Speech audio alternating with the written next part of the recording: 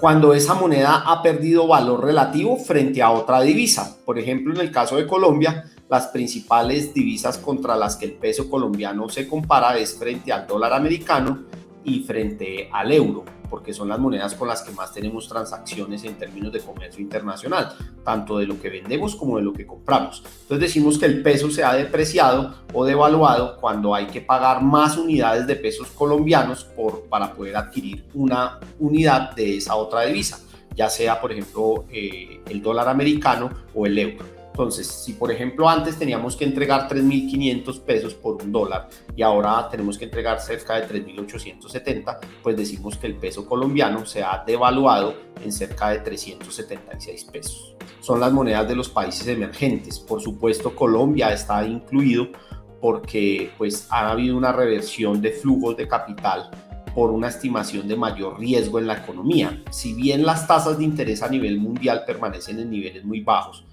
con Estados Unidos cerca al 0%, Estados Unidos también cercano al 0%, ha habido mucha aversión al riesgo, principalmente por los efectos negativos que ha tenido la expansión del coronavirus en la economía mundial. Entonces eso ha hecho que la mayoría de monedas del mundo emergente pues hayan sufrido un deterioro en su valor. Ahí está Colombia, está por supuesto el real brasilero, está el peso argentino, está también la lira turca y en menor medida pues monedas de, por ejemplo, como el yuan chino, pues han sufrido menor deterioro porque son países que siguen recibiendo bastantes flujos de inversión extranjera y pues siguen manteniendo, vamos a decir, un intercambio comercial con el resto del mundo que les permite pues financiar su cuenta corriente. Lo que hemos visto es que el peso colombiano pues no ha sido ajeno, digamos, como a lo que ha sucedido a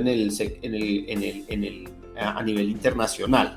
Entonces vimos que, por ejemplo, acumulamos un déficit fiscal elevado acá en el país, cercano al 8%, y un déficit también en la cuenta corriente, es decir, en los pagos y recibo de dinero que Colombia le llega del resto del mundo, cercano también al 8% del PIB. Esos déficits son considerados déficits gemelos y pues por supuesto han presionado al peso colombiano para que se deteriore su valor. Vimos niveles de peso colombiano en algún punto de inicio de año cercanos a los 3.600, 3.700, incluso muy cercano a caer a la banda de 3.550, 3.580. Pero luego, sobre unas expectativas de alza de tasas por parte de la Reserva Federal de Estados Unidos, vimos que el peso se desvalorizó o se devaluó hasta cerca nuevamente de los 4.000 pesos, ¿sí?, por dólar americano. Eso es consecuencia básicamente de que Colombia sigue manteniendo, vamos a decir, una alta fragilidad con relación a la cuenta corriente. Tenemos un déficit comercial también importante y un déficit fiscal, es decir, entre los ingresos que recibe el Estado y los gastos que tiene, también cercano al 8% del PIB. Entonces, con expectativas de incrementos de tasas de interés a nivel internacional y vamos a decir un faltante en las cuentas nacionales, pues es lógico que el peso se deprecie frente al dólar hacia esos niveles que vimos. También hemos tenido una alta dependencia hacia la volatilidad de los precios del petróleo, dado que el petróleo es nuestro primer bien de exportación y es nuestro primer, vamos a decir, producto que nos permite acceder a divisas. Vimos también que hubo una caída de los precios y esa caída de los precios pues también lógicamente impacta la cotización del peso frente a las demás divisas. Está provocada básicamente por tres cosas. Primero, los ingresos que tenga el país en sus cuentas nacionales y cómo puede financiar esas necesidades fiscales que tiene. La tasa de interés a la que se remuneran las inversiones que se hacen dentro de esa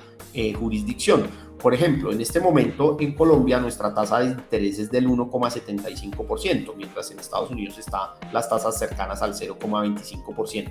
Esa diferencia hace que, por supuesto, los inversionistas quieran invertir un poco más en pesos porque de algún modo se compensa el riesgo que el riesgo adicional que se percibe en nuestra economía. Sin embargo, si por ejemplo en Estados Unidos llegaran a subir las tasas, vamos a decir al 1,5%, ¿sí? Por dar un ejemplo, pues lógicamente lo que va a haber es una reversión de flujos, porque en una economía que tiene mayor seguridad se está pagando una rentabilidad similar o incluso si fuese mayor a la que se remunera en pesos.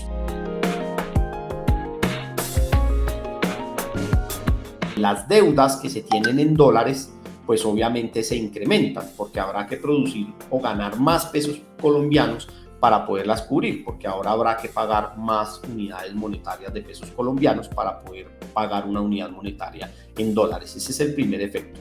El siguiente efecto es que puede haber un poco de inflación por el lado de los bienes transables. ¿Qué son los bienes transables? Son esos bienes que están vinculados a la cotización de la moneda extranjera. Por ejemplo, la gasolina, porque nuestra fórmula de gasolina incluye el precio de paridad de exportación, los bienes importados, por supuesto, y en general aquellos bienes que son fabricados con insumos que son básicamente importados. Por el otro lado, eso también beneficia un poco el turismo interno, porque pues las personas que normalmente viajan hacia el exterior, pues pueden ver que salir puede ser más costoso y pueden eventualmente decidir más bien aprovechar hacer el turismo interno. Igualmente para la recepción del turismo desde el extranjero. Y como no, pues el flujo que llega desde las remesas, es decir, colombianos que son residentes en el exterior y que envían flujos de capital hacia acá, pues eso hace también que al monetizarse ese dinero, pues vamos a decir, rinda un poco más acá y se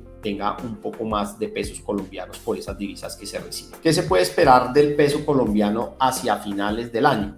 Más o menos la mayor parte o el consenso de los analistas esperan que el peso colombiano termine hacia final del año en una cotización cercana a los 3.650, 3.670 pesos por dólar.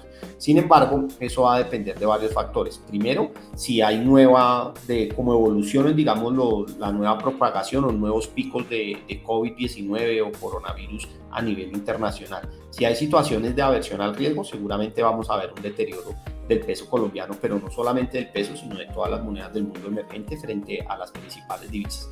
Y por otro lado, también cómo evolucione los ingresos desde la cuenta corriente, es decir, de nuestras transacciones con el resto del mundo. Recientemente hemos tenido una buena noticia y es que gracias a la monetización que seguramente hará la nación por la venta de las acciones de ISA a Ecopetrol, va a entrar un flujo de divisas y esta semana que terminó el Fondo Monetario Internacional emitió derechos especiales de giro a favor de Colombia y eso también va a permitir que haya un ingreso de divisas. En este momento la nación, vamos a decir, tiene acceso a cerca de 6.000 millones de dólares en divisas y eso va a hacer obviamente que el peso colombiano gane un poco de terreno frente al dólar.